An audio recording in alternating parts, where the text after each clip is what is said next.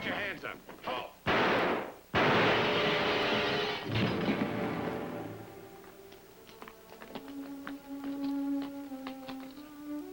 Gee, just a kid.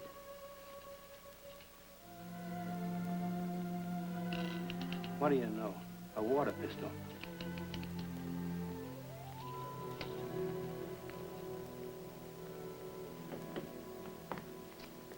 Not much of a yarn for you, Jerry. Nothing that'll stop your presses. Was he DOA? Yeah. Caught one in the stomach and one in the chest. Armed? With a toy pistol. Poor kid. Local? Don't know. Sent his prints upstairs. No make on him yet. You see him before? Yes. But never like this.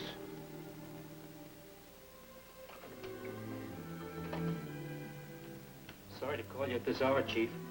Nonsense. It's only after 2. Come in.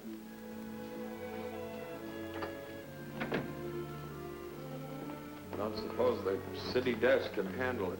It isn't just another story, Chief. And I suppose it couldn't wait until morning. Well, maybe it could, but I couldn't. Before I retired last night, I congratulated myself. Roger, I said, you smoked 11 cigars yesterday. Today it was only 10. You're winning your fight. 11. Mr. Stewart, I've been working for the paper. I've been working for you. A good long while now. Take a drink. Thanks, I don't. Take it.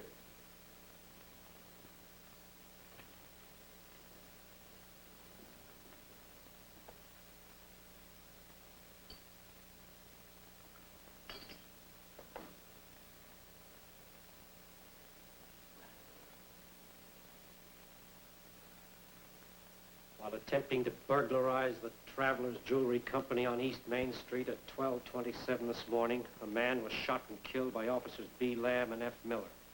Police reports stated that the unidentified burglar was armed with a toy pistol.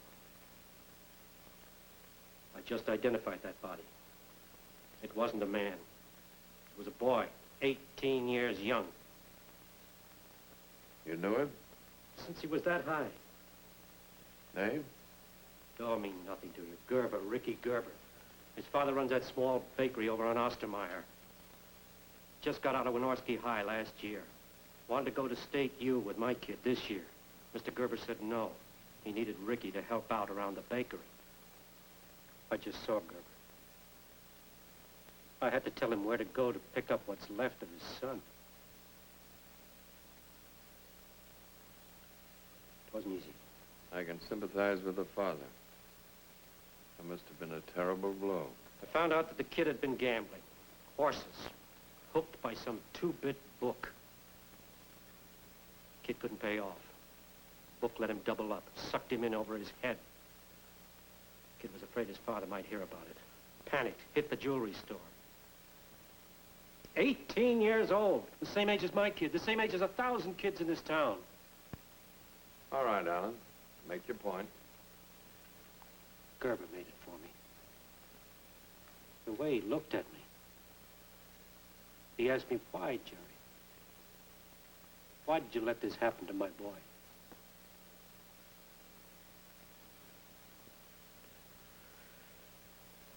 He meant me. He meant you. He meant the paper. I'm no crusader, Mr. Stewart. You know that. I've always figured crusades were for young men who give no thought to personal consequences. But now I know they're for old men, too. Old men who want to do one decent thing before they check out. What do you want to do? I want to go after the Clockton gambling syndicate. Yeah. Smash it wide open, force the authorities to take action. Root this corruption out at the source before it creeps into our homes and threatens our kids. How much do you know? Really know? I can wreck the whole operation. How? By going after Johnny Merrick.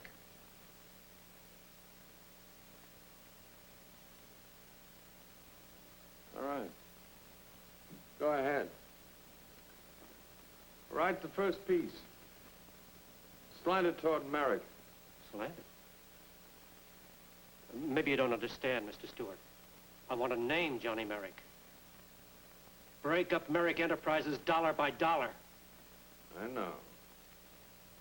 But not just yet. Not to begin with. But if we go, we've got to go all the way.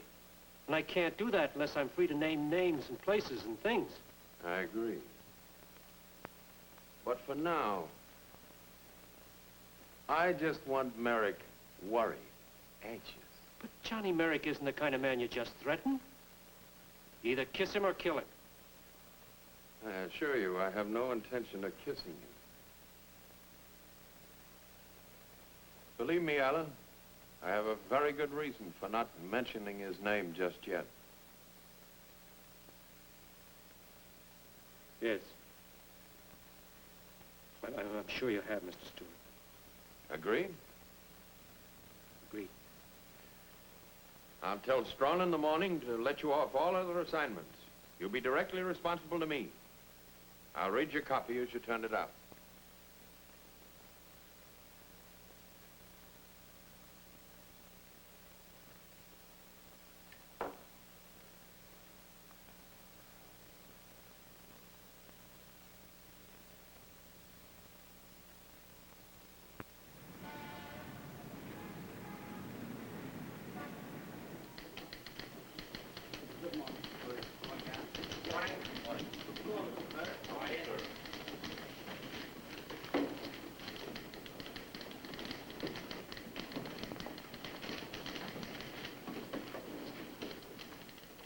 Good morning, Mr. Merrick. Morning. Any calls? Judge Thayer, Mr. Angelo, Mr. Sweet. Nothing important. Any mail? Routine. Anything for my son? Your personal mail's on your desk. Mr. Brady and Mr. Liggett are in your office. Oh. Traffic ticket. You had it. For you, Mr. Merrick? I'll fix it. No, don't fix it. Just pay it. I went through a red light. Oh. Morning, boss. Good morning, Johnny. Oh, my lawyer smiles. I begin to look for trouble. During my long and plaid career, I've found that a cheerful aspect confuses and makes uncertain my opponent. Just read that. It'll do much good for your adrenaline glands. In a minute. It's important, boss. From Rex, this letter. Boy, this kid of mine is smart. Tells me he's got his program at the university arranged so he'll go through law school in 3 years instead of 4. He's going to go to summer school. Rex Merrick, attorney at law. Better watch your step, Brady. There's tough competition ahead. We may need him, along with a couple of Supreme Court justices. Brady ain't kidding. It's a gun. Old women. I'm surrounded by old women. Yes, we are all getting along in years. Local gambling syndicate responsible for Ricky Gerber's death by Jerry Allen. 2 nights ago, while attempting to burglarize the Travis Jewelry Company, 18-year-old Ricky Gerber was shot to death by Clarkton police officers. But it was not the police bullets that took his life. The local gambling syndicate had killed him. I had known Ricky Gerber almost all of his brief life. He had gone through grade school and through high school with my own son. There was very little difference between boy or yours.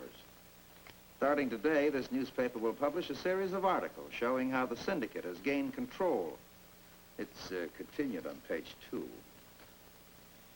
You see, Johnny, it's that sort of literature that inflames untutored minds and arouses ignoble passions.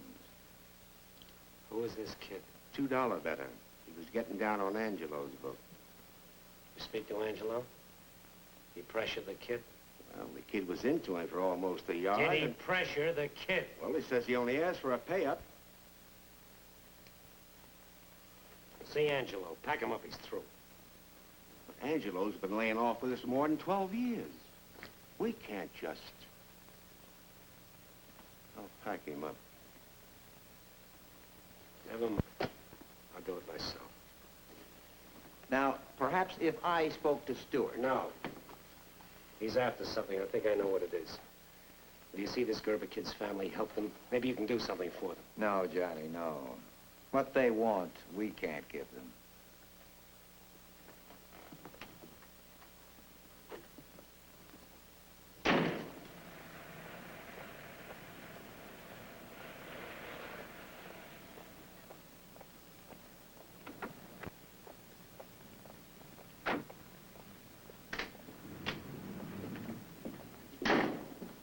Merrick.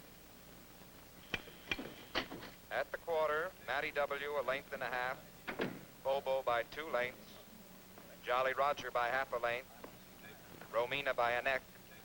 Come on, Matty W! At the half, Matty W. by a length, Bobo, Jolly Roger, Romina. In the stretch, Matty W., Hi, Johnny. Bobo, and Seen Romina. you in a long time. At the finish, Romina. Cigar? What's the matter?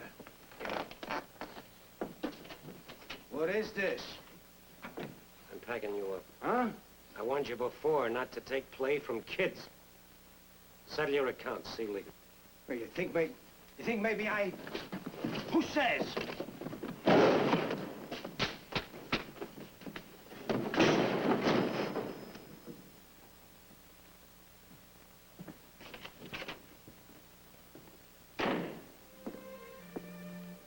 Fascinating, ain't I? Beautiful. Women. They can't keep their eyes off me.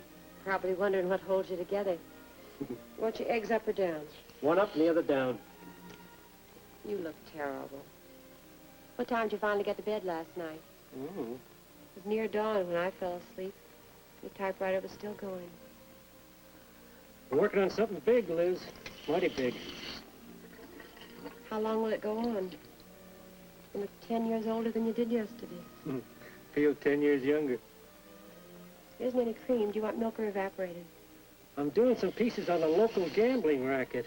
That's nice. Now, which do you A want? crusade. Who knows? Might win me a Pulitzer Prize. Just what we've always wanted. Oh, so a port nothing, huh? Might mean a raise for me. Lessons. She's been talking about it all week. She'll have 'em on her own piano. We haven't even finished paying for the vacuum yet. You know, Liz, being a newspaper man is pretty important. It's a responsibility. I guess I haven't always thought of it like that. But people get to depend on you. Expect you to tell them the truth. Don't they, though? I give you milk and evaporated, half and half. That's the milk, man. I give you cream. No, I like the evaporated.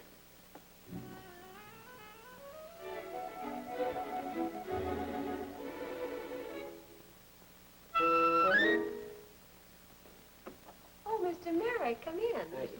I thought it'd be the milkman. He didn't come around this morning. I ran out of cream. I'll send you over a prize cow. There's nothing but the finest cream. You would, too, I'll bet you. Come on back to the kitchen. I'm fixing breakfast. I haven't seen you in some time.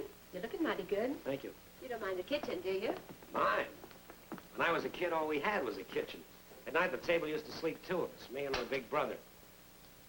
He always used to say, I guess they're finally going to have to get me a bed of my own. My feet are beginning to hang over into the sink. My father, he fooled me. You know what he did? Put another leaf on the table. There's a moral in that someplace. Sit down. Thank you. Yeah, I guess there is. You never know when somebody's going to put a new leaf under you or pull one out. A little breakfast? No, thank. I will have some black coffee. Jerry will be right down. He's shaving. Slept late this morning. Was up half the night. I know. I stopped by for him at the office, and he told me he was working at home. Is that about right? Just fine. Careful, it's hot. You worry about everybody, don't you? Like everybody was one of your family. Well, I just like to be bossy, I guess. Jerry's real lucky. Liz, was that the... Morning, Jerry. Morning. Sure you won't have an egg, Mr. Merrick? No, thank you, Mrs. How's your son, Mr. Merrick? Oh, he's just fine. I had a letter from him this morning.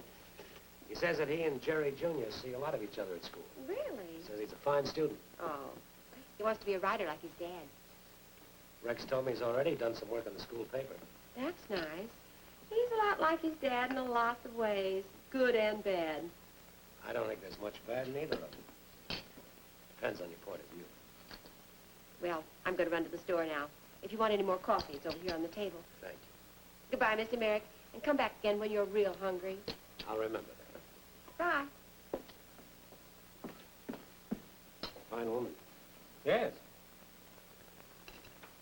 Wonderful wife, nice kids, fine house. What more does a man want out of life? I ask you, Jerry, what more does a man want out of life? What can you suggest? What?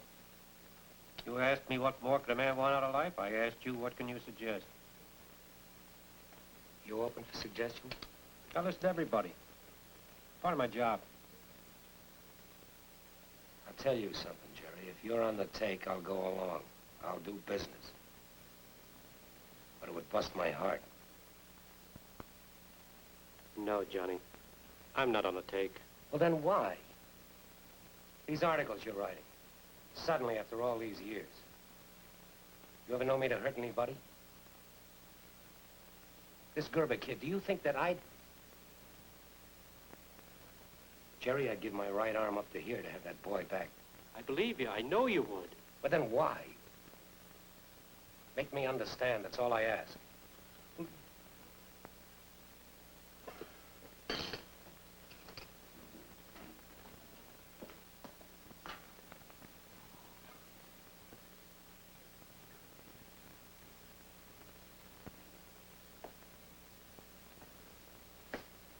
Johnny, you asked me what more can a man want out of life. And because you asked me that, I don't think I'll ever be able to make you understand.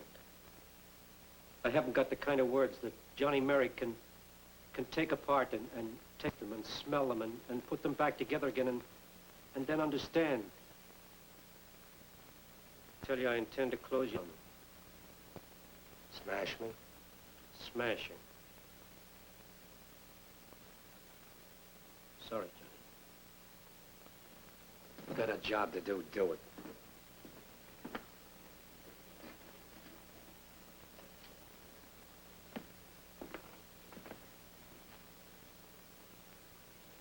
You got a job to do. Do it.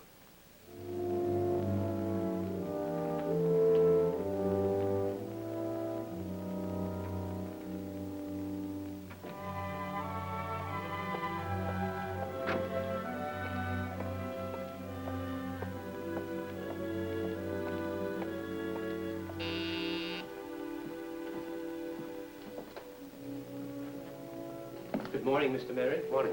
I'm sorry, sir, but Miss Stewart went downtown this morning. Mr. Stewart, sir. Mr. Stewart's in the library, sir. Thank you.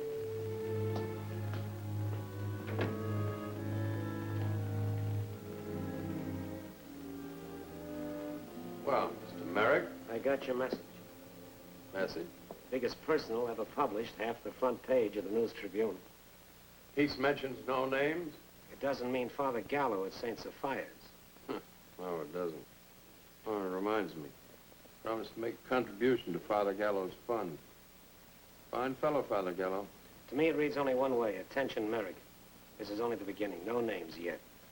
Let's have a meeting before I really get tough. Love and kisses, Stewart. Your interpretation must remain your own. Clarkton, I'm sure, will read it another way. Organized gambling is a menace to the community. The system must be destroyed. How do you spell system? M-E-R-R-I-C-K.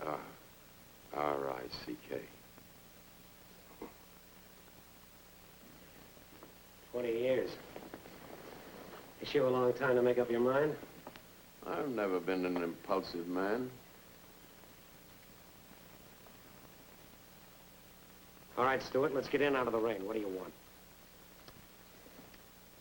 I run a newspaper, Merrick. My only interest is supplying the public with stories and information which will keep them coming back for more.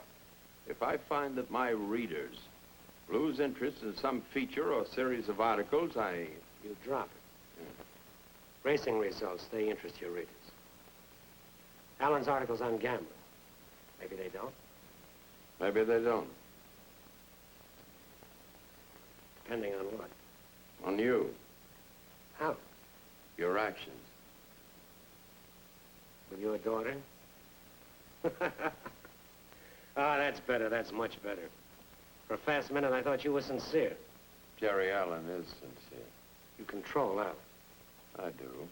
But not Felice, huh? Tell me something, and this I really want to know. How do you expect to talk turkey to Johnny Merrick when you can't control your own daughter? Because I have something to offer Johnny Merrick. The day he promises to stop seeing her. She's a big girl now, married and divorced, remember? I still know what's best for her. Yeah, you picked out what was best for her the first time. Only he had to be carted off to the loony bin with the DTs. I mean, maybe I wasn't born a gentleman, but I know how to drink like one. It's still a question of family. You make me sick. No deal.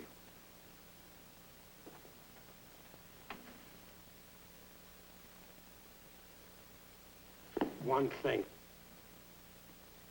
Once you light the fuse on this first rocket, no telling how many more may go off. Once you get a thing like this started, just make sure you don't lose control, Mr. Stewart. You want to see how much pressure I can stand? Okay. But I got a boy in college, a nice kid. Don't you do anything to hurt him. You keep your fingers. Just make sure you don't lose control, Mr. Stewart. I hear a deep silence. You two been quarreling? Your father's trying to sell me some advertising space. Be careful of his rates. The Fentons will soon be here for luncheon, Felice. Sorry, I've just accepted another invitation.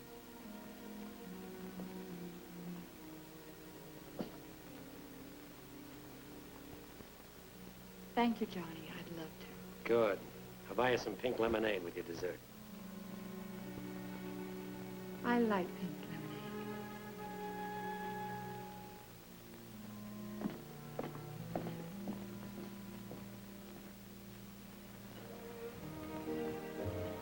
Well,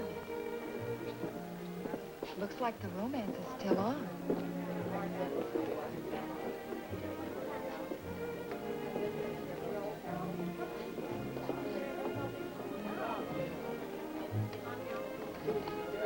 Thank you.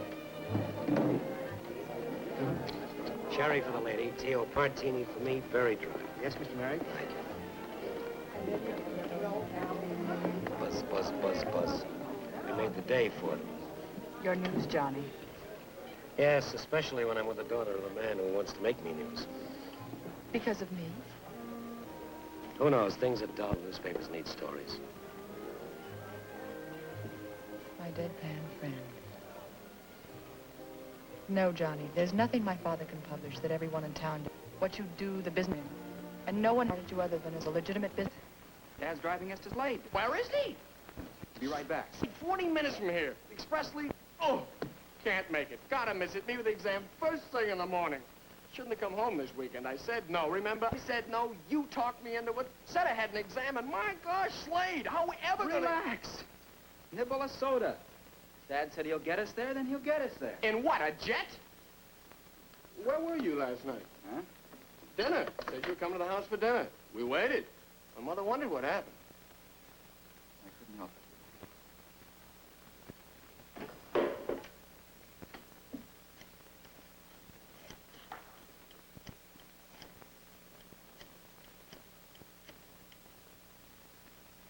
it. Mrs. Allen? This is Rex. Fine, thank you. Well, look, about last night, I want to apologize for... Thanks. Sure. Next time we come home. Say hello to Mr. Allen. Oh, yes, he's here. Want to talk to him? I'll tell him. Goodbye. Mother says you forgot to pack your comb. I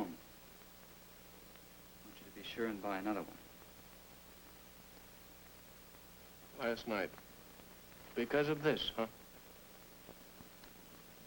Look, Rex, you and me, we've been friends a long time, huh?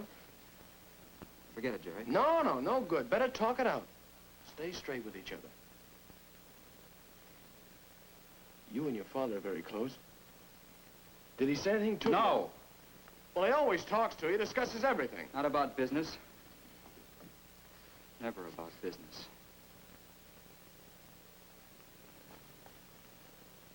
Funny. I sure packed my coat. You know how I feel about your father. Even my dad, he likes him. Honest, he does. This thing has come up. I don't really understand it, Rex, not all of it. But we shouldn't let it make a difference. I said forget it. Sure. Hey, Rex. Heavy tweed. I pack in your bag, you take it out. Why? I won't need it, Charlie. He won't need it, he says. You hear that? I used to pick out his diapers for him. Now he tells me what he needs. It's not the season for the tweed. It's too warm. Season? Don't you think I know the season? Do you think I'm a dumb... Hey, you! What's with that old man of yours? Someone stick a feather up his nose? What's the matter? He can't get a winner? Never mind, Charlie. But the nights, huh? Nights are still chilly, no? So you take the tweed in these here sweaters and you wear them, you hear? All right, Charlie, you win. As usual. Don't get fresh with me, Buster. I can still take you. Like the night I fight Sailor Cost in Detroit. Detroit? Yeah, Detroit. It was 3 or 4 years ago. Buster here wasn't more than 5 or 6 years old at the time. Charlie. Yeah? Sailor Acosta. That was almost 14 years ago. 14 years, huh? And when I don't get the return match, taking care of you and Mr. Johnny sure does chew up all the time. We just about chewed up all the time we can spare. Your father doesn't get here pretty soon. We won't make a train out of Slade or any place else. Don't you worry none about any trains, Buster. Ain't gonna make no difference to you if all the trains leave Clarkton and Slade and never come back. I ain't talking, but... That's it! Come on!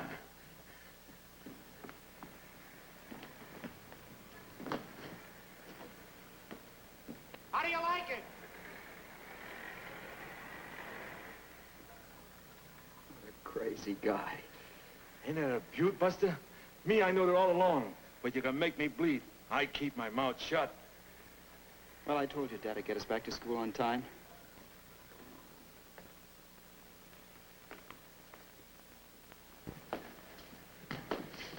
Thank you, Dad.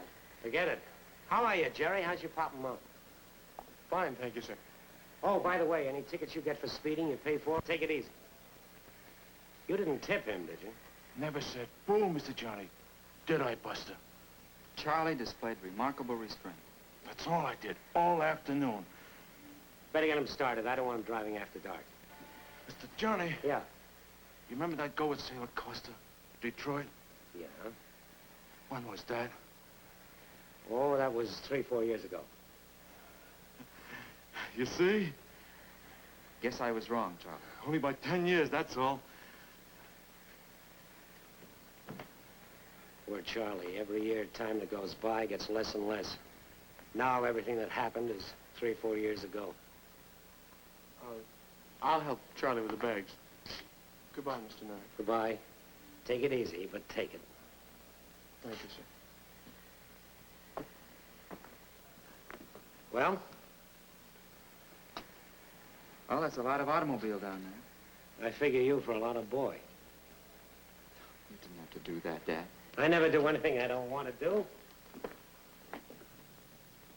Need anything? Not a thing. Sure? Sure. Clothes. What about clothes? More than enough. Well, maybe you need some walking around money. I don't spend half of what you send me now. Well, what about books? Any special books I can send you? No, thanks, Dad. The library school's very good. You're a tough man to handle. You got anything on your mind, Rex? Any problems?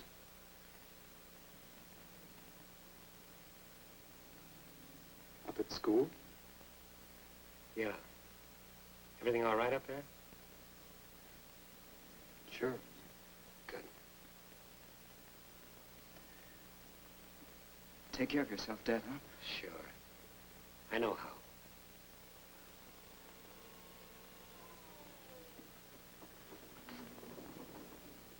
Hello, Johnny. No, it can't be. Not little Rex. You don't remember me, do you? Big Reuben from St. Louis. Why, we used to play cops and robbers when your daddy would bring you and your mommy down to Miami Beach. You were only about this high then. My. Yes, of course. I could remember You one better day get when started, Rex. Call me as soon as you get to school. Sure, Dad. Goodbye, sir.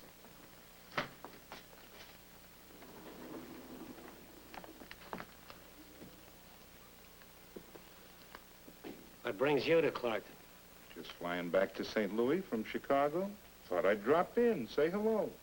Your plane make a forced landing?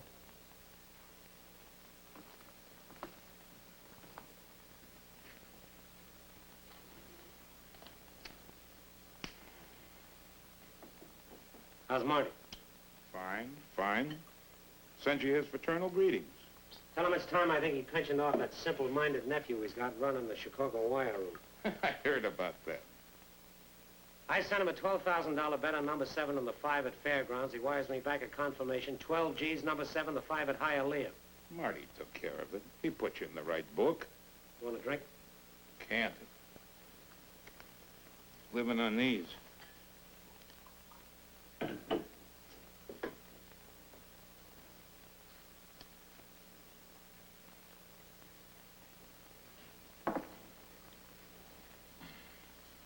All right, Reuben, you've taken your pause.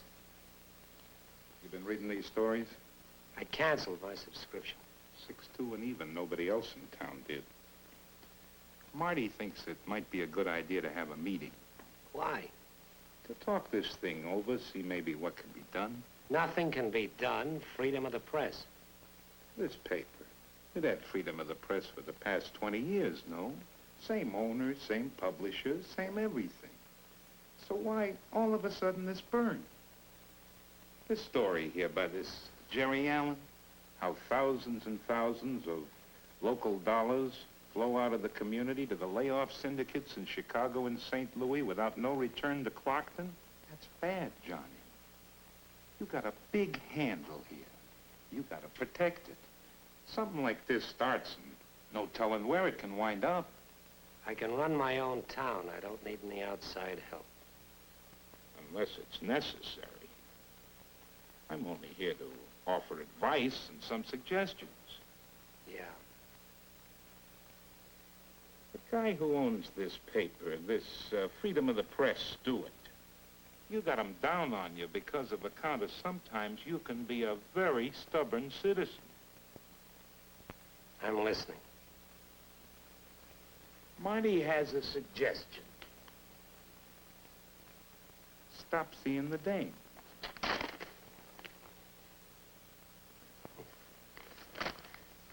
Goodbye, Reuben.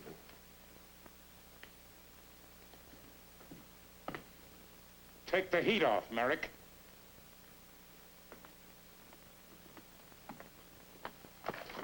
Now you get this straight. For 20 years, Chicago, St. Louis, Kansas City, and New York, I've run my own business and my own life. Nobody tells Johnny Merrick how, why, when, or where. Not you, Marty, or Marty's idiot nephew. Marty is my brother. His idiot nephew.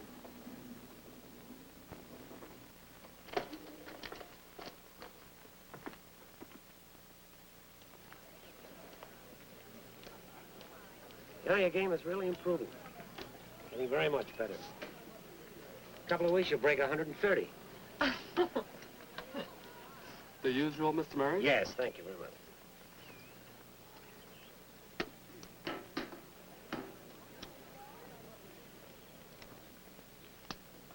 Thank you. That was my husband's. It was left behind when he went away. So I've noticed it before. I noticed you noticed it. Isn't that a little bulky for a girl? Is it so difficult for you to think that I was married once?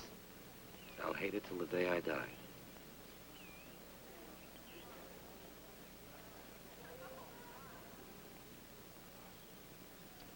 Robert, Yes, Miss Stewart? you do smoke, don't you? Yes, Miss Stewart. Then you'll be able to use this. Oh, thank you, Miss Stewart. Thank you. Thank you, Miss Stewart. Hello, police. Johnny. Hi. Hello, Walter. Would you mind terribly, police, if I took Johnny away for a minute? The Board of Governors are having a special meeting in the trophy room. They'd like your advice. Go right ahead. Thank you. Excuse me. And Johnny? Yeah. I'll be waiting here for you.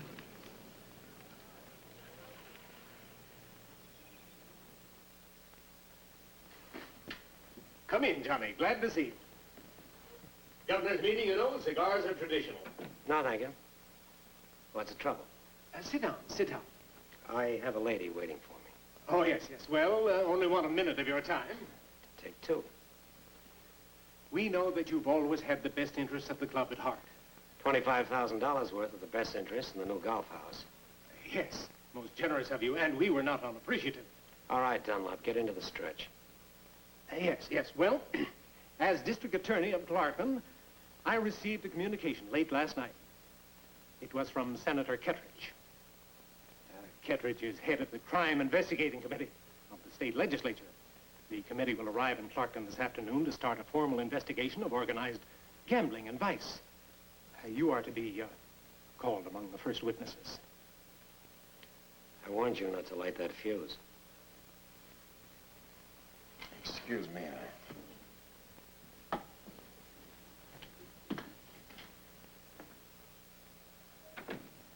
Anything else, gentlemen? Is there any chance of your being, deeply involved? Nice of you fellas to worry about me. It's real friendly. We are also worried about the reputation of the club. Want me to resign? Well, we thought that we'd ask you to search your mind, Johnny, and if you felt that there is a possibility of any unpleasantness for the club, you might consider resigning before the investigation starts. Look, Dunlop, you've been the district attorney here for 12 years. If I'm suddenly, well, an undesirable or a criminal, why haven't you done something about it before this? Oh, now, please, be reasonable. We're only thinking of the good of the club. Like when you took the $25,000 for the new golf house. Nobody asked me where the money came from, did they? I'm not resigning.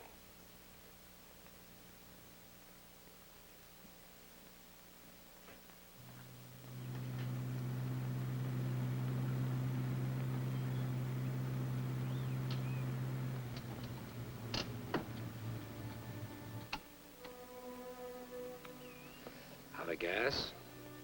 Out of patience. Since we've left the club, mileage 17.6. Wordage none. Well, that's what I'm having trouble with, Felice. Words. I can't seem to find the ones I have to use.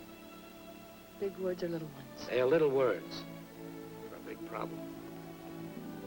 Maybe if you tell me what you're trying to say, I can help you find the words. All right. How do you say it's been nice knowing you, Miss Stewart, but drop me at the next bus station?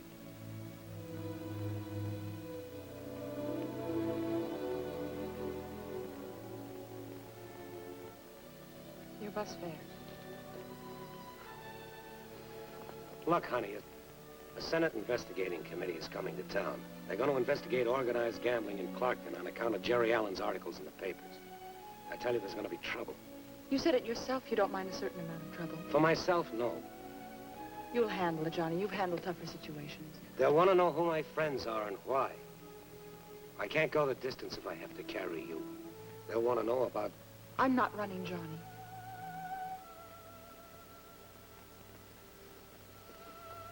I deadpan. I'm not running.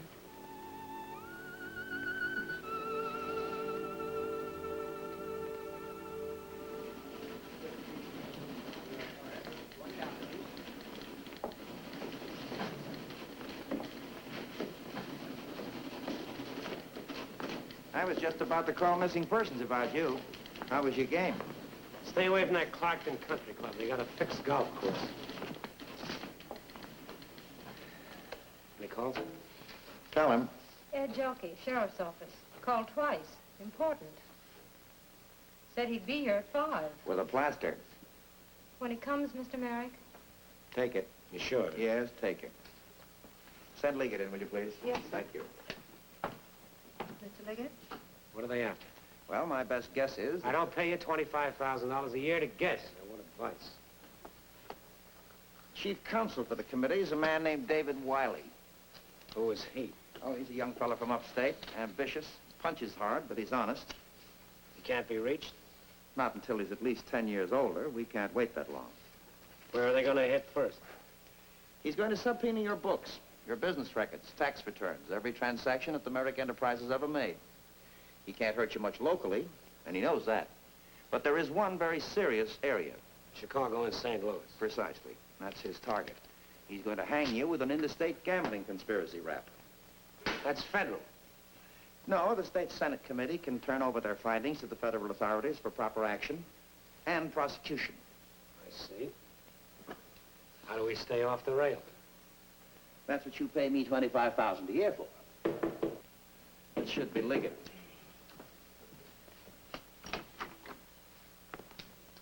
Want me? Kettridge committee's here. So? They're going to hand you a subpoena. I'm in the wholesale mushroom business. Well, close down the Chicago-St. Louis wires. Without the layoff, we can't operate. Do what Brady says. Get rid of all out-of-state layoff records. I'll put him where I grow my mushrooms. Oh, forgive me. I didn't know you were... It's all right. Come on in, Frank. Just wanted to show you today's balance sheet. It was a handle of 37,500, 21,000 layoff in Chicago, and the accountants reports a balance of $16,000, giving us a net of $7,456 on the day. All the tracks in? Wherever we have money running, yes. Fine. File it. Lose those records, Liggett.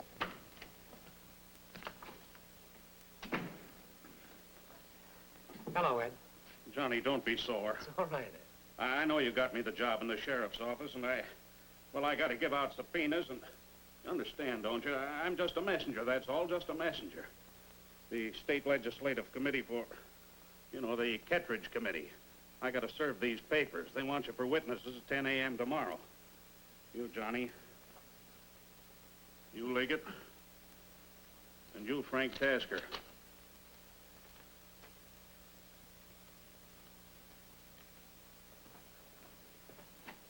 Me?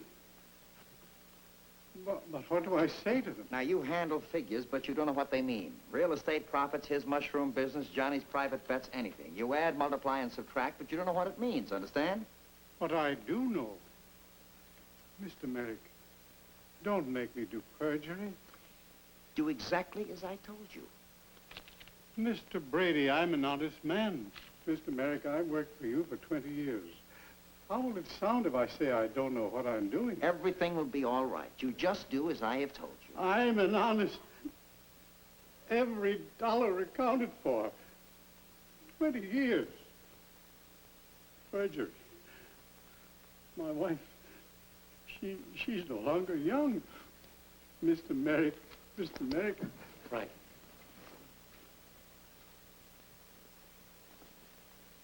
Answer the questions, Frank. Anything they ask you, tell them the truth, you hear? Yes. Thank you, sir. Johnny, you want me to keep you off the rail. Don't make it difficult for me. I'll talk to Frank. You leave Frank alone. Sure.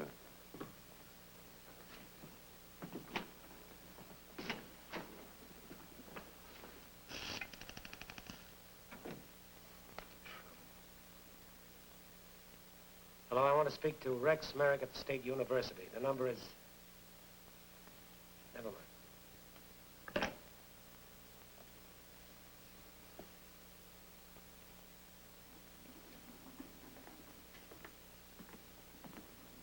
Hello, Johnny. How did you get in here? Fine way to greet your friends. I drive all the way from Chicago. Does a man say, hello, Marty, how are you? Have a drink, how's your health? No. What does he say? How did you get in here?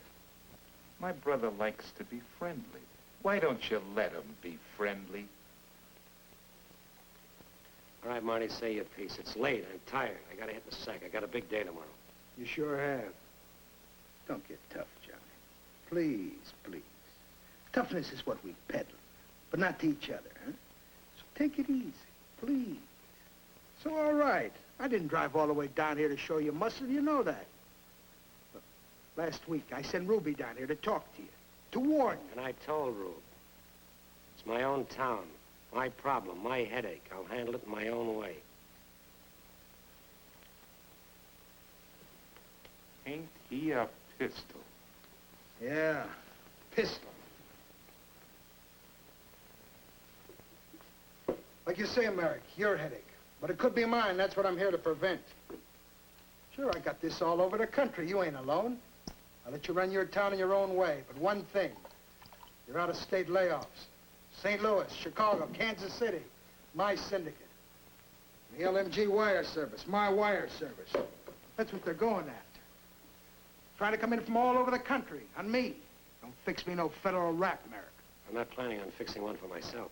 They'll fix it for both of us if they can hook us together. I never saw you before. I never did a dime's worth of business with you. What about your layoff records? It's fertilizer for Liggett's mushrooms. One more loose wire. This guy, this fella, this newspaper man, Allen. Mr. Johnny. Mr. Johnny.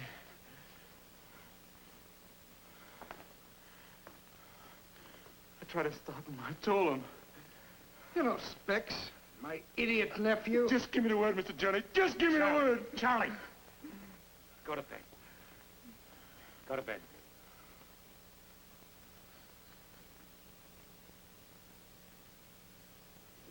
Get this hoodlum out of Clarkton and never bring him back.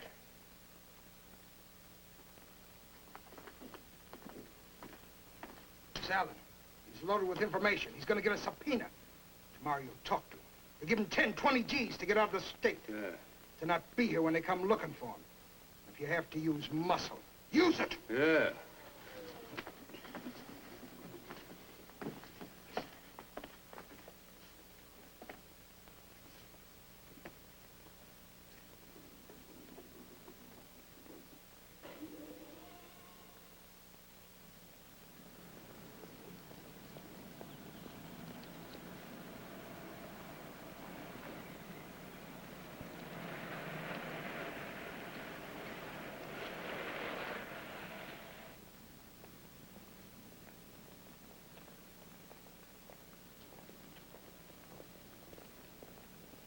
Yeah, 418. Now, when he comes out, you know what to say? Yeah? You sure you know what to say? Who's that?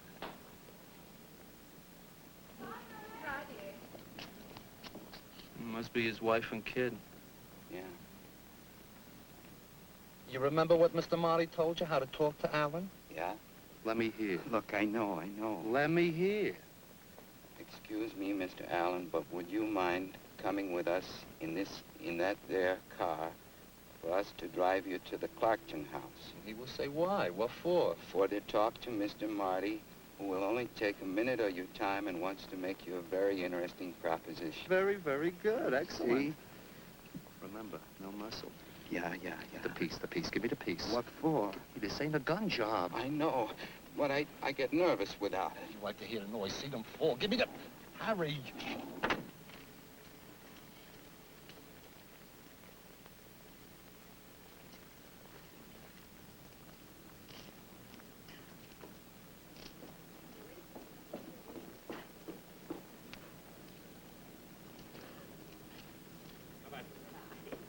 Don't work too hard.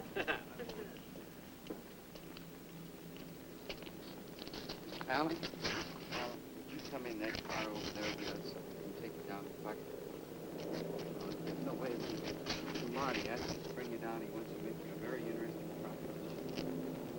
No. Well, now, wait a minute. I was told that I was supposed to bring you out. Now, don't...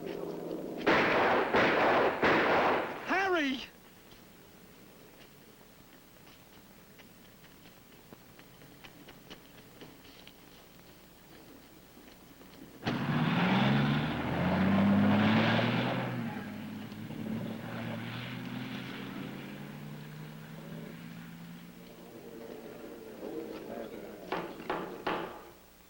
The committee will come to order. Let it be noted in the record that pursuant to the call of the chairman, the committee met at 10 a.m. in Clarkton Courthouse, Clarkton. Present, Senators Kettridge, Swalgard, and Gross. Also present, David Wiley, Chief Counsel. We're sitting as a subcommittee of the Senate Committee investigating organized crime. Our proceedings are fully authorized by the legislature of this state. I will make no general opening remarks. Whatever story there is to tell will come out in testimony.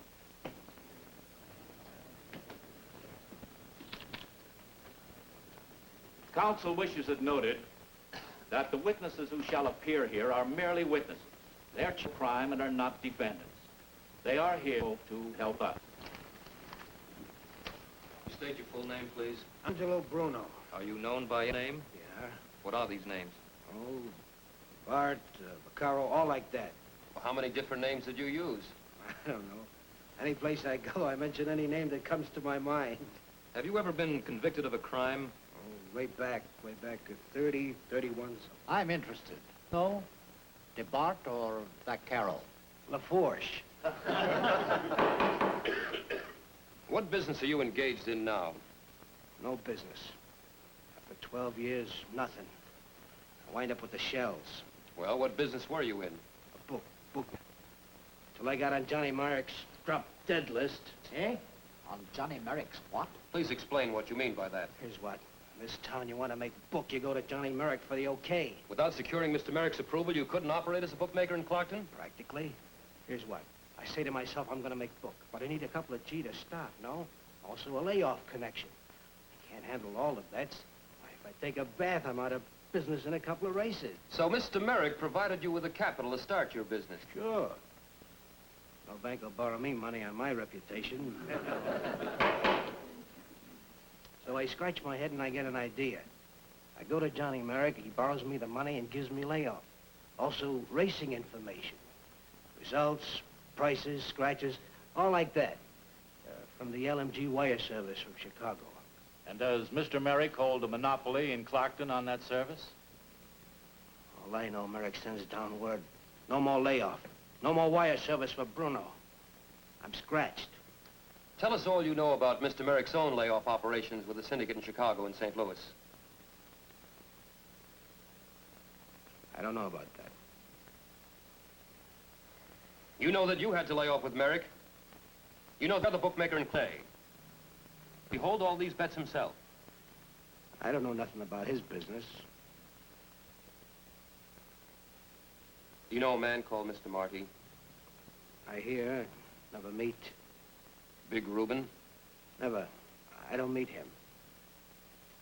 All right, Mr. Bruno, you can go now. But you'll remain under subpoena. If we need you, we'll call you back.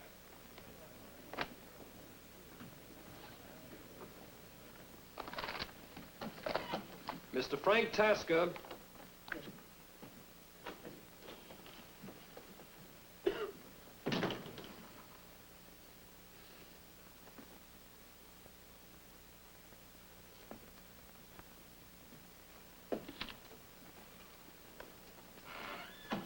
You solemnly swear the testimony you're about to give this committee shall be the truth, the whole truth, and nothing but the truth, so help you God? Yes. Please sit down, Mr. Tasker. Will you state your full name, please? Frank Tasker, Your address? 7112 Fortunatus Street. Do you own your own home? Yes, sir. With a mortgage. And what is your occupation? I'm a bookkeeper, sir. Your employer?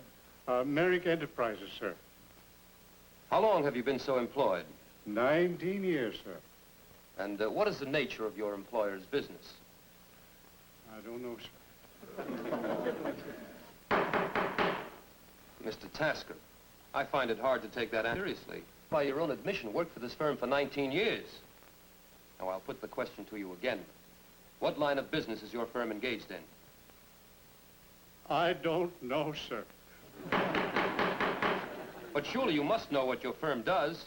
I handle figures, sir, that's all. Mr. Tasker, are you aware of the penalties for perjury? Yes, sir. Do you expect this committee to believe that after 19 years with one firm, you don't know what that firm does? I handle figures, income, outgo. They give me the figures, I add, subtract, strike, total. That's all, sir. To me, they're just numbers on paper, sir. Well, who gives you these numbers? Why, I find them on my desk. Mr. Tasker, I have no wish to get you into trouble, but I have no recourse other than a perjury warrant unless you answer my question. Now, will you please tell me, what line of business is Merrick Enterprises engaged in? I don't know. I'm sorry, I cannot accept that. Mr. Tasker, perhaps it would be better for you to refuse to answer on the ground that an answer might incriminate you. I'm not a criminal. No, I can't say that about not incriminating myself. Then you persist in the answer that you do not know what business Merrick Enterprises is engaged in. It might be better for you to refuse to answer and thereby incur contempt. That's a less serious charge than perjury. The witness is excused. A warrant for his arrest will be applied for immediately. Thank you, sir.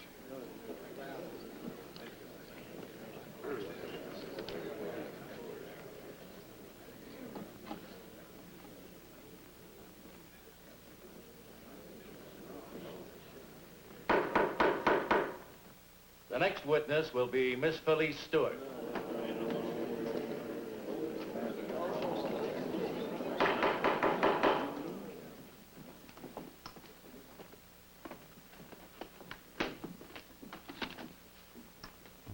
Good morning, Miss Stewart. The committee wishes to thank you for appearing here. I had no alternative. Miss Stewart, do you solemnly swear that the testimony you're about to give is the truth, the whole truth, and nothing but the truth, so help you God? I do. Please be seated.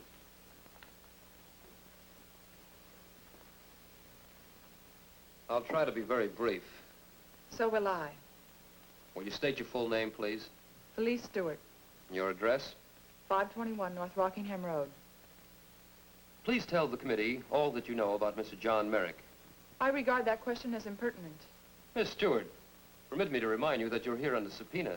You have the option of not answering my questions, thereby incurring contempt. But you do not have the privilege of characterizing them. If you cannot answer, Miss Stewart, you may merely say, I know nothing. I would also like to remind Miss Stewart that she's testifying under oath. Yes. Repeat the question, please. Please tell the committee all that you know about Mr. John Merrick. John Merrick is a fine man. I have never known him to injure anyone or engage in a single dishonorable act. He's lived. He's had experiences. He's somebody. Perhaps when you are a little older... Miss Stewart, we're not concerned with your, which may be debatable. We are only interested in facts. Now, it has been brought to the attention of this committee that you are a close associate of John Merrick. Your snide implications, Mr. Wiley, add little to the respect you demand for this committee, or for your own stature. I am sorry, Miss Stewart. I meant no offense. Did Mr. Merrick ever mention in your presence a man called Mr. Marty? Never. Perhaps you've heard the name Big Reuben. No. Did Mr. Merrick ever tell you why he would make brief visits to Chicago and St. Louis? I never discussed Mr. Merrick's business with him. But surely when he did leave town, you knew where he was going. He never volunteered the information. I never asked. Wouldn't it be natural for you to say, where are you going, Johnny? When will you be back? It's obvious that you know only inquisitive women. You haven't answered my question. I've answered 3 times. Not to my satisfaction. Did you ever say... Leave her alone. Excuse me, gentlemen. Mr. Merrick wishes to apologize to the committee for his outburst. He has nothing but the highest respect and esteem for the honorable members and begs their indulgence. Please identify yourself. Barry X. Brady, attorney representing Mr. Merrick. Very well. The committee will accept Mr. Merrick's apology. But we'll tolerate no further display of rowdyism. Thank you, Senator Kettridge. The witness is excused. Thank you, Miss Stewart. Before we call Mr. Merrick, the committee will take 1 hour recess. We ask that all interested persons please be punctual.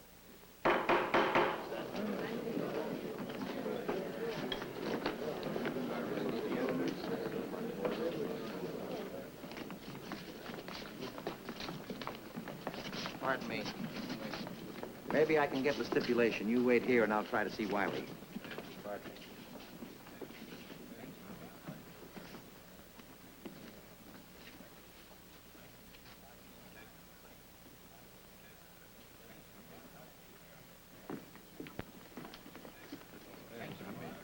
Dad.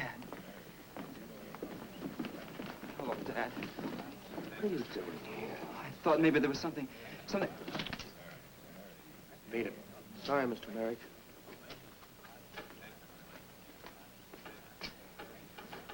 I can slug you for this. But, Dad, I thought... You thought. Look, Rex, this is no party. Go back to school where you belong. anything that's part of you, Dad. It's part of me, too. Well, what happened, Dad? Why did Mr. Allen do this to you? Maybe if I talked to him. No. Well, maybe I could help. How? Why? What could a kid like you do? Don't be such a big shot, wise guy. I only wanted to be with you. Now, you listen to me. You go back to school where you belong, and I don't want to find you hanging around here anymore. You'd be nothing but trouble. Understand?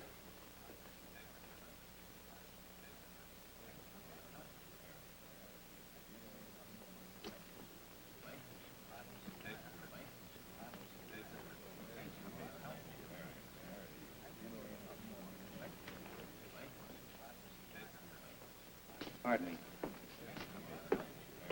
When I got out of law school, I felt mighty important about being admitted to the bar. But this man, Wiley, he talks as though he were ordained by the Bar Association. You all right, Johnny? Sure. Something I can do for you? Yeah, buy me a cup of coffee.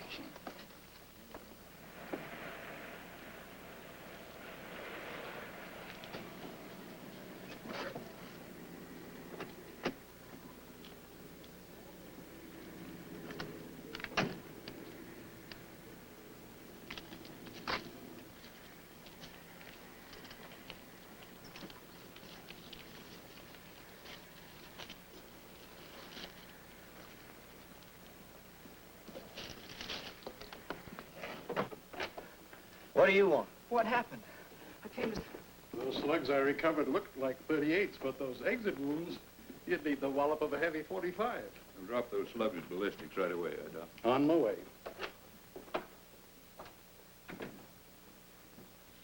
Johnny Merrick's kid. Johnny sends you here. What do you want? Came to see Mr. Allen. Come on.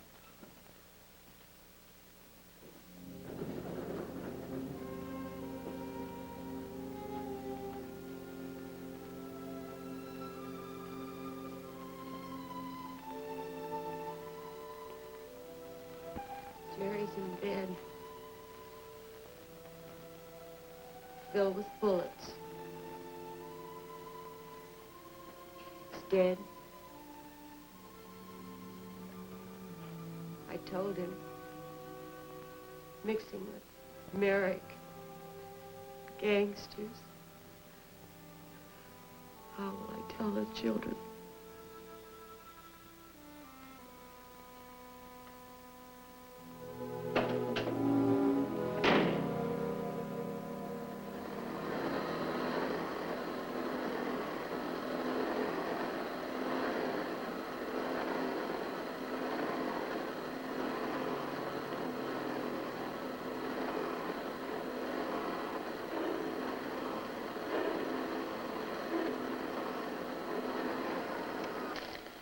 Buster, what are you doing here?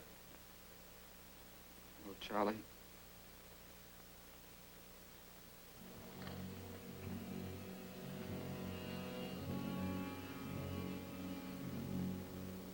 What's the matter with you, kid? You sick?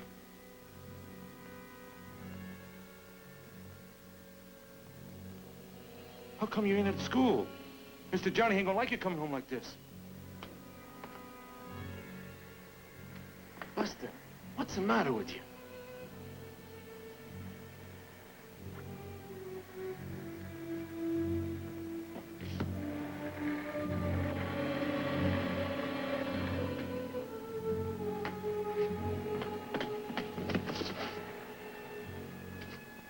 Remember when we lived near the house, huh? Over there by the river. Let's go inside, huh? I get dizzy out here, all that sun and high up and... Feel like the time I fought Butcher Toon in Pittsburgh. Yeah, Pittsburgh. It was my first outdoor go in the daytime. You'd think it was... Hey, Butcher knocked me out.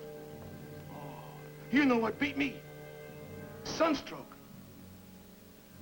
How's about a cup of hot java? Huh, Buster? Can I get you something? Anything?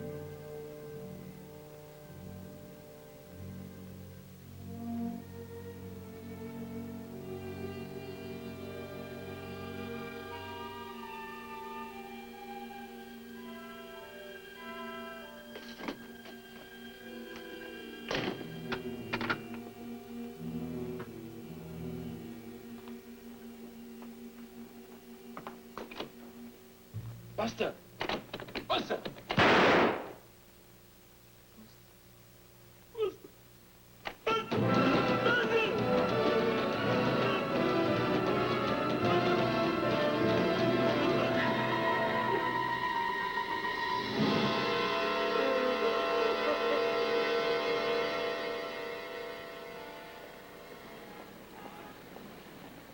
The city was shocked this morning by the mysterious shooting of Jerry Allen.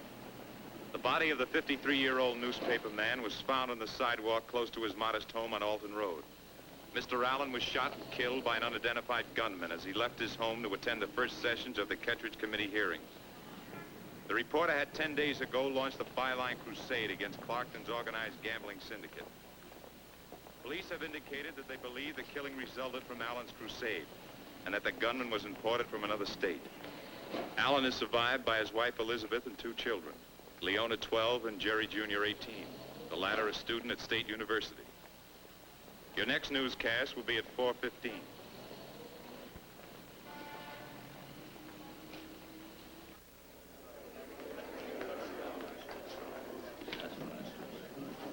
The committee will come to order. News has been brought to us of a shocking crime committed on the streets of Clarkton this morning. It is not a situation that this committee can concern itself with, but one that must be handled by the local police authorities. We do, however, wish to read into the record a tribute to Jerry Allen from the members of this committee. He was not an exceptional man, but he did have community conscience. He took the burden of Clarkton's fight against organized racketeering on his shoulders and made it his fight. For this, it appears he paid with his life. For this, he achieved greatness. Will you proceed with your witness, Mr. Wiley? Mr. John Merrick.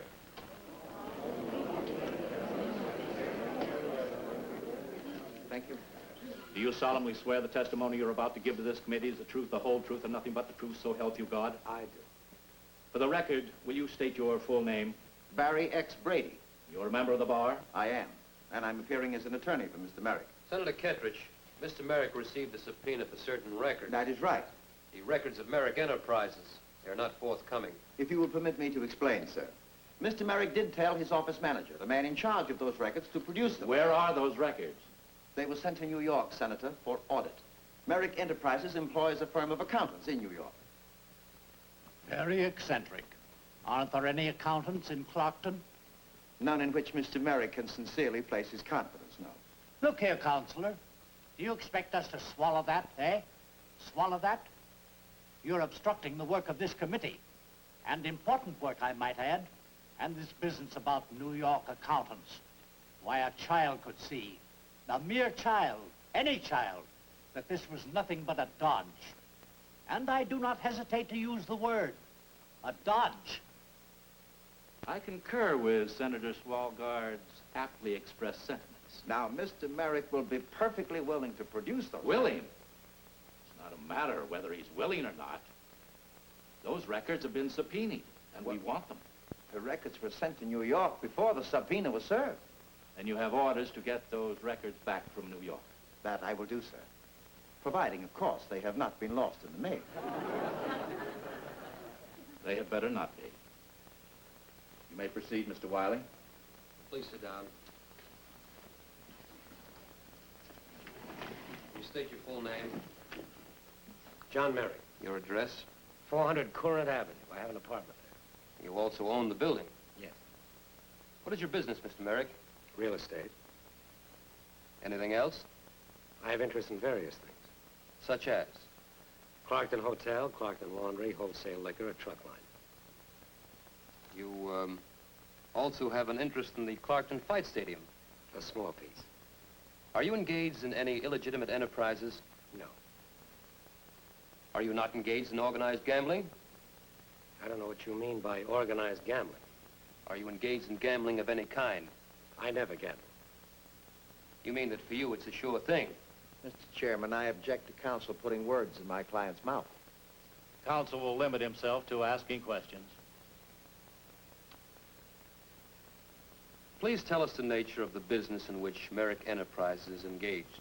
It's a holding company. It heads up all my investments. Do you have any investments in Chicago? No. St. Louis? No. Kansas City? No. Are you engaged in gambling? No. Do you know Angelo Bruno? Yes. How does he earn his living? I don't know. It's obvious that either Mr. Merrick or Mr. Bruno has committed perjury. Now, Mr. Chairman, Mr. Merrick was asked if he knows how Angelo Bruno earns his living. His answer is that he does not know. Did you put Bruno into business as a bookmaker? I loaned him some money. I didn't tell him what to do with it. Did he use that money to start a bookmaking operation? I don't know what money he used. Didn't you supply him with wire service information and take his layoff bets? Well, that's what he said. Was he telling the truth? What? Is Bruno telling the truth? It is not the duty of my client to pass on the veracity of Mr. Bruno. Rephrase your question, Mr. Wiley. Very well. Did you have any business dealings with Bruno? I loaned him some money. Why? He was broke. You make it a habit of giving money to anyone who might be broke? Have you ever heard of the LMG Wire Service of Chicago and St. Louis? I might have. You might have. Can't you do better than that? Of course you can. You own the Clarkton franchise for the LMG. Well, that's what you say. Have you ever heard of a man called Mr. Marty? I know a lot of people named Marty. From Chicago. I've heard of him. But you don't know him? No. This is very serious, Mr. Merrick. Please think carefully before you answer. I'll ask you the question once more. Have you ever heard, or did you ever meet, a man called Mr. Marty of Chicago? No. Big Reuben? No. Didn't you do a big layoff business with a syndicate in Chicago owned by Mr. Marty? I own a truck line, a wholesale liquor business, a hotel, and a laundry. You haven't answered my question. Do you do a layoff business with Marty's syndicate in Chicago? Mr. Chairman, my client has already answered that question. I think the records will show he has denied being a gambler. This is not a question about gambling. It refers to a monetary interstate transaction. The witness is directed to answer.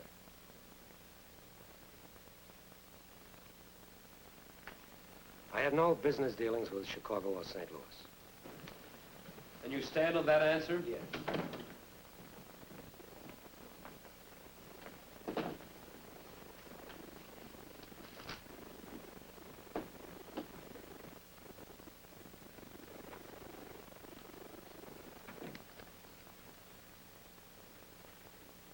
The witness is excused until further notice. Perhaps under the circumstances, it's advisable to give an explanation. Mr. Merrick, I have bad news for you. Your son has just committed suicide.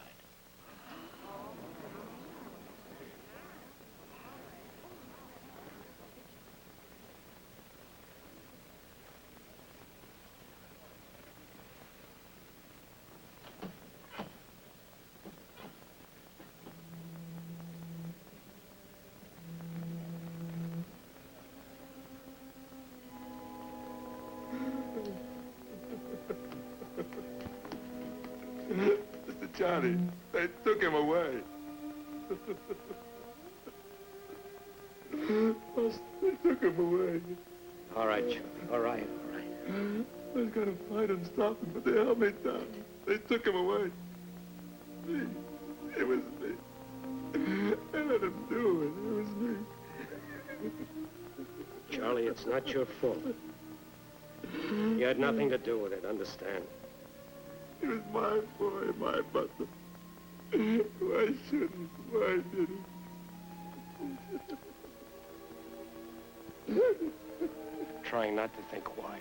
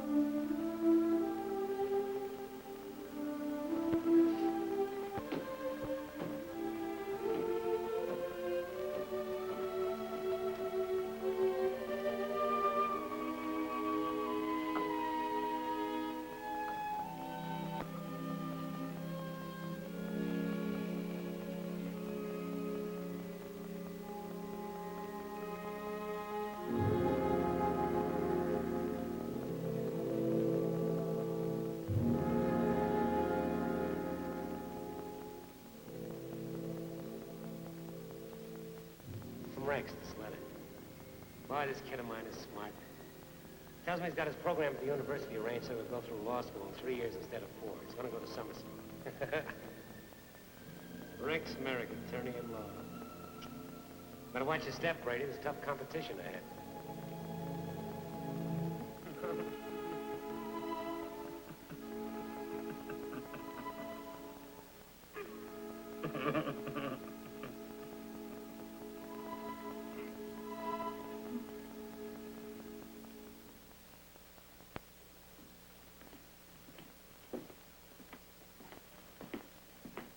Inspector Gordon.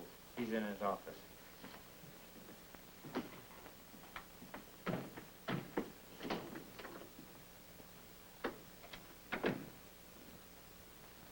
You sent for me. Yeah. Sit down. Cigarette?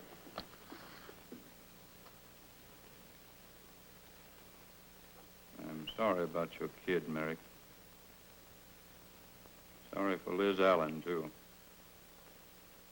On the Allen job, we got a couple of suspects.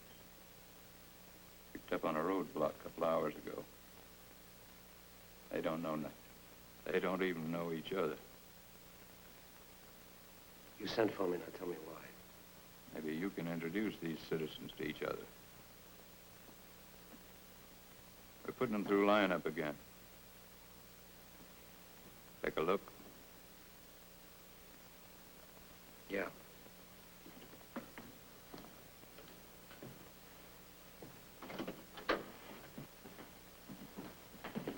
I heard they sent for you, Johnny. What's the charge? No charge. Sold for free. You want me to let you picked up in the Allen case? Neighbors, Mr. Counsel? On my mother's grave, I swear. He comes into my store and he says to me, he says, Maxie, hold for me these watches, rings, and cigarette lighters. I got a new job and he's here in my samples. A favor. Just a favor. How should I know this guy has given me stolen goods to hold, huh? Tell us about your arrest, Maxie. Look, I'm in the fruit and vegetables. I'm clean. No arrests.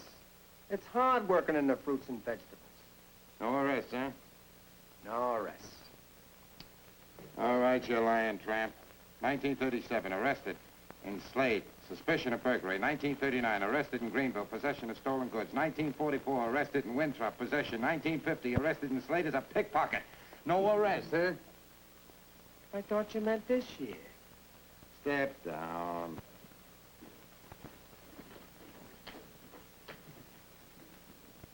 All right, come on, get a move on. Come on, get up there.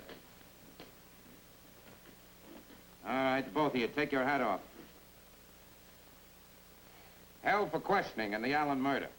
On the left, identified by a driver's license as Morton Kobek, Chicago. On the right, no identification. What's your name? Where you from? Anybody here ever see these two guys before?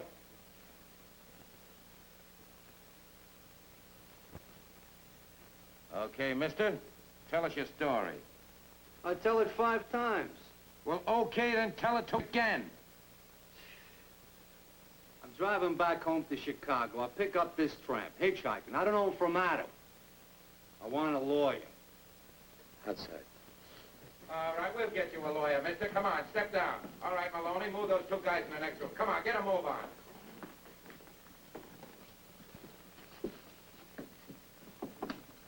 I know them. Listen to me, Johnny.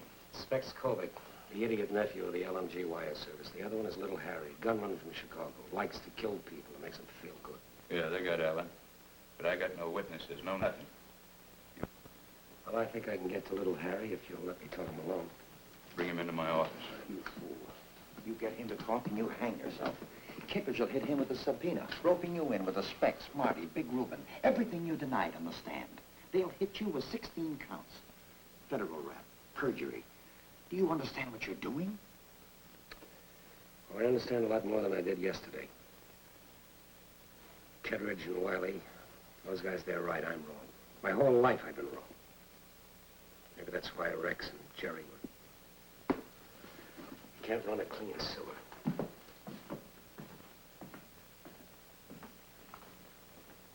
So it figures, doesn't it? A heavy rap. Specs is a nephew. Who do you think is going to take it? Specs? Big Reuben? Marty? No, you. You're going to take the fall alone. But you're bigger than they are, Harry. You can make them burn. Just lift a finger, that little finger, and the state will strap them in a chair and kill them. You say the word, and they're dead.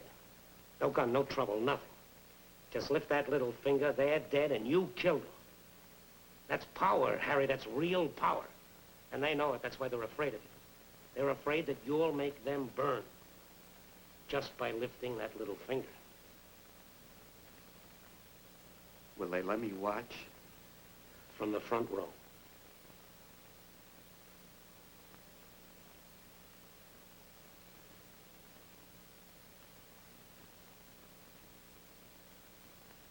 This committee is not directly concerned with the legal question of your guilt or innocence. We're only interested in the fact that you were brought to Clarkton to commit a crime. Do you understand that? Yeah. Do you solemnly swear that the evidence you're about to give is the truth? Yeah. The whole truth and nothing but the truth, so help you God? Yeah. Sit down. State your name. Harry Gubernick. Where do you live, Harry? Division Street, Chicago. How do you happen to be in Clarkton? They brung me. Who? Mr. Marty, Big Reuben, and Specs. For what purpose were you brought to Clarkton? They don't tell me no purpose. Well, why did Mr. Marty, Big Reuben, and Specs come to Clarkton? See Johnny Merrick. They know John Merrick? Sure they know him. He led Marty's syndicate. And did they see Mr. Merrick? Yeah, they seen him. They left me at this hotel, see? And they come back and say, we got to do something about this here Al. They say... You mean Jerry Allen? Yeah, this here is Jerry Allen. They say they talked to this here Merrill, nothing about this Allen, see? So they send me and Specs to take care of Allen. What do you mean by take care of Allen? Was took care of. You mean you were told to kill him?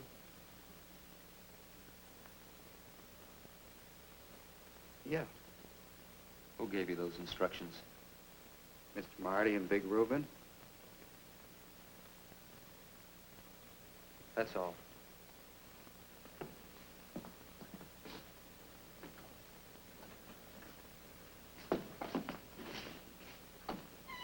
Mr. John Merrick, please.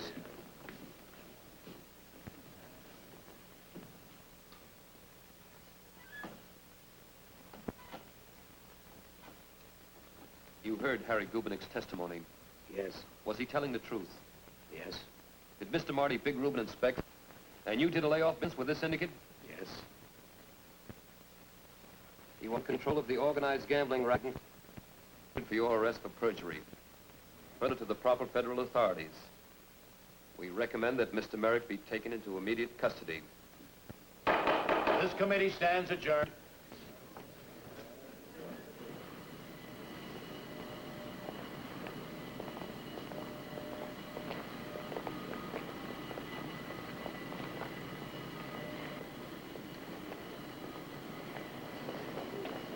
Johnny!